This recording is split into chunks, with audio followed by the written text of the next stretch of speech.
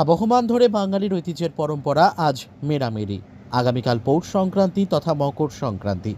এই মেরামেরির অস্থায়ীর ঘরে মাছ মাংস স্ফূর্তি করে রাতযাপন এবং পরদিন সকালে স্নান সেরে ঘর আগুন দিয়ে উত্তাপ নেওয়া, তারপর পৌষ সংক্রান্তির পিঠেপুলি খাওয়া। মেরামেরির অস্থায়ী এই ঘরটি তৈরি করা হয় পৌষ সংক্রান্তির রাতে। তারপর সেই খড়কুটো দিয়ে তৈরি মেরামেরির ঘরটির মাঝে ছোট বড়রা মিলেমিশে গান বাজনা আমোদ প্রমোদ করতে থাকে।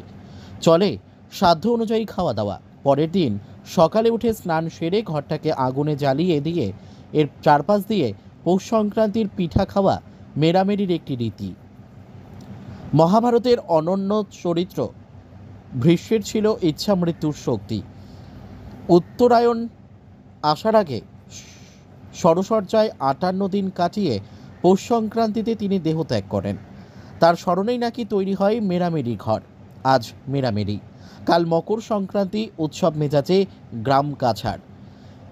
মেরামেরিকে কেন্দ্র করে গ্রাম কাছাড়ে চলছে বেলাঘর তৈরি।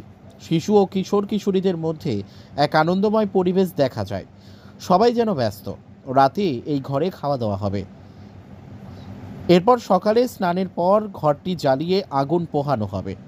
এদিকে বরাকের প্রতিটি সনাতনী পরিবার সংক্রান্তিতে পিঠেপুলি তৈরি করে। রকমারি পিঠে তৈরিতে পরিবারের বড়রা ব্যস্ত। ব্যুরো রিপোর্ট, আমাদের টিভি।